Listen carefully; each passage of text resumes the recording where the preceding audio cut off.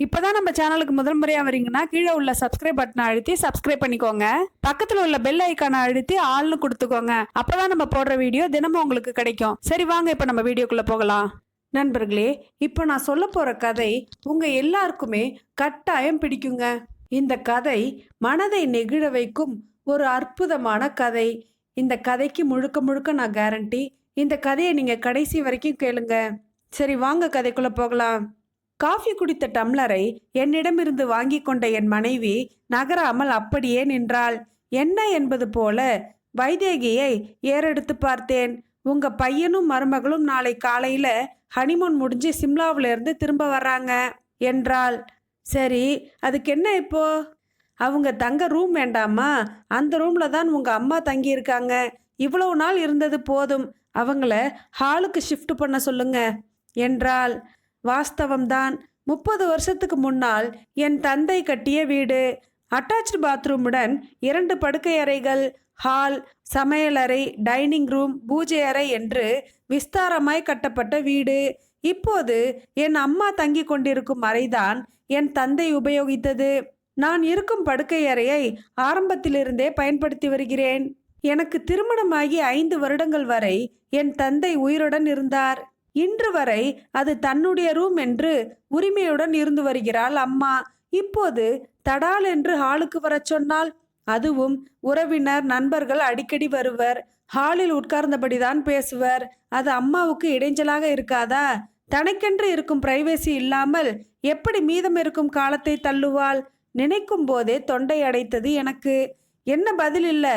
உங்களுக்கு சொல்ல கஷ்டமா இருந்தா நானே உங்க அம்மா கிட்ட பேசுறேன் என்றாள் என் மனைவி. ஹாலுக்கு ஷிஃப்ட் ஆகி வாம்மா என்று நான் கேட்பதை விட என் மனைவியே கேட்பதுதான் சரி என மனதில் பட்டது. சரி வைதேகி, நீயே கேட்டுடு என்றேன். அடுத்த 5 நிமிடங்களில் வைதேகி என் அம்மா படுத்திருக்கும் அறைக்குள் நுழைந்தாள். அத்தை! குரல் கேட்டதும் அம்மா விசுக்கென்று எழுந்து உட்கார்ந்தாள். நாளை காலை உங்க பேரனும் அவன் பொண்டாட்டியும் டூர் முடிஞ்சு திரும்ப வராங்க. அவங்க தங்கறதுக்கு ரூம் வேண்டாமா? நீங்க காலி பண்ணி கொடுத்தால் தானே அவங்க இங்க தங்க முடியும். தயவு செஞ்சு நிலைமையை புரிஞ்சுக்கிட்டு ஹாலுக்கு வர பாருங்க என்று கூறிவிட்டு திரும்பினாள். அவள் அடுக்கலைக்குள் நுழைந்ததும் நான் அம்மா படுத்திருந்த அறைக்குள் நுழைந்தேன். அம்மாவை பார்க்க பாவமாய் இருந்தது. பிரம்மை பிடித்தால் போல் அமர்ந்திருந்தாள். இதுவரை உரிமை கொண்டாடிய பிரைவேட் ரூம் இனி தனக்கு கிடையாது என்பதை அவளால் தாங்கிக் கொள்ள முடியவில்லை. அம்மா அருகில் கட்டில் மீது உட்கார்ந்தேன். என் கைகளை ஆதரவுடன் பற்றி கொண்டாள். அவள் கைகள் நடுங்கின. உனக்கு இஷ்டமில்லைன்னா நீ ஹாலுக்கு வர வேணாம்மா, இங்கேயே இருந்துக்கோ என்று ஒரு பேச்சுக்கு சொல்லி பெருமூச்சு ஒன்றை விட்டேன். அப்படியெல்லாம் இருக்கக்கூடாது ராகவா. சின்னஞ்சிறுசுகள், அதுங்க ஹாலில் தங்க முடியாது. எனக்கென்ன, நான் ஒண்டிக்கட்டை, ஹாலுக்கு தானே போக போறேன், வீட்டை விட்டு இல்லையே என்றாள் என் அம்மா. அம்மா இப்படி சொன்னதும் எனக்கு அழுகை முட்டி கொண்டு வந்தது. கஷ்டப்பட்டு அடக்கி கொண்டேன். சிறிது நேரம் மௌனமாய் இருந்த அம்மா மேலும் தொடர்ந்தாள். ராகவா, நீ குழந்தையா இருந்தப்போ இதே கட்டில்ல தான் என்னோட படுத்திருந்த. உடம்புக்கு முடியாம நான் இருக்கிறப்போ உங்க அப்பா சாதம் பிசைந்து கொண்டு வந்து இந்த கட்டில உட்கார்ந்து தான் உனக்கு சாதம் ஊட்டுவார். எத்தனை தடவைகள்! அதெல்லாம் மறக்க முடியுமா? கைகளை என்னிடமிருந்து விடுவித்து கட்டிலை ஆதங்கத்துடன் தடவி பார்த்தாள் அம்மா. சட்டென என்னை நோக்கி திரும்பிய அம்மா, டேய் ராகவா, இன்னைக்கு ராத்திரி மட்டும் என்னை இங்க தங்க விடுடா. நாளை சூரிய உதயத்தில் நான் ஹாலுக்கு வந்துடுறேன் என்று என் கையை பிடித்து கெஞ்ச துக்கம் பீறிட்டது எனக்கு. சரிம்மா, நீ படுத்து தூங்கு.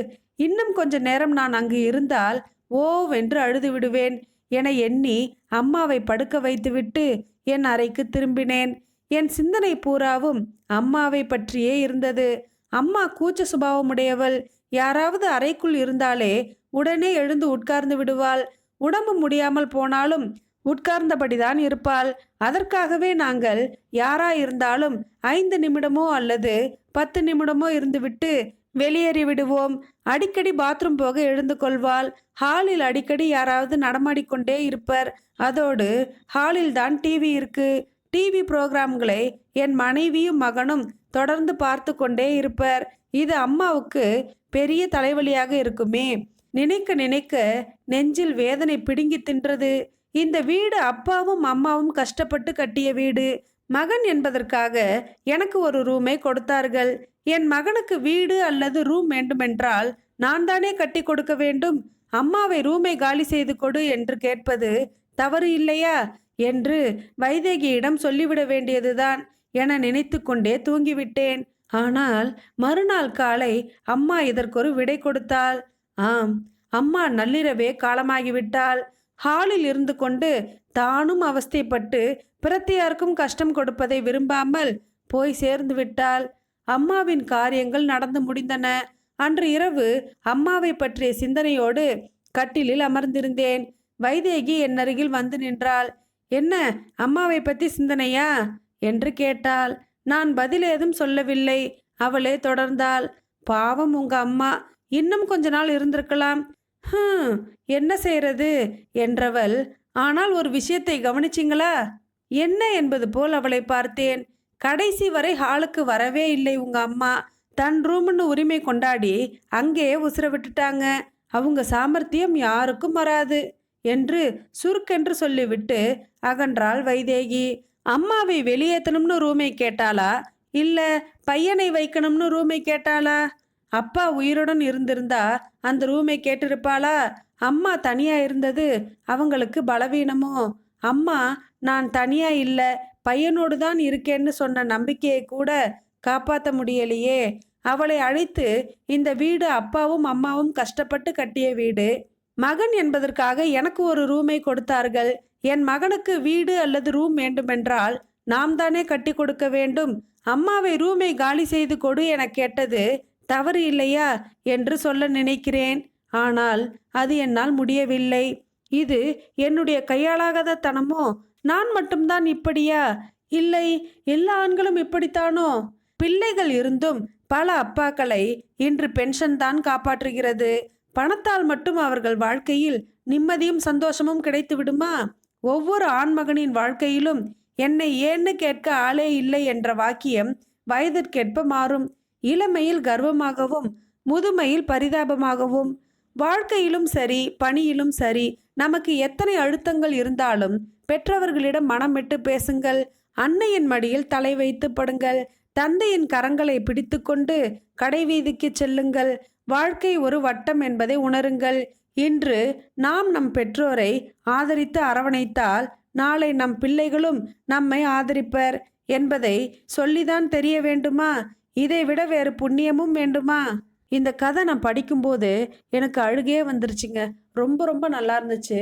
அதனால தான் இந்த கதையை நான் உங்கள் கூட பகிர்ந்துக்கணும்னு விருப்பப்பட்டேன். இந்த கதை கண்டிப்பாக உங்களுக்கு பிடிச்சிருக்குன்னு நினைக்கிறேன். இந்த கதை பிடிச்சிருந்தா லைக் பண்ணுங்கள். இந்த கதையை பற்றின கருத்துக்களை கீழே உள்ள கமெண்ட் பாக்ஸில் தெரியப்படுத்துங்க. மேலும் இது போன்ற கதைகளை கேட்க நமது சேனலை சப்ஸ்கிரைப் பண்ணுங்கள். நன்றி, வணக்கம்.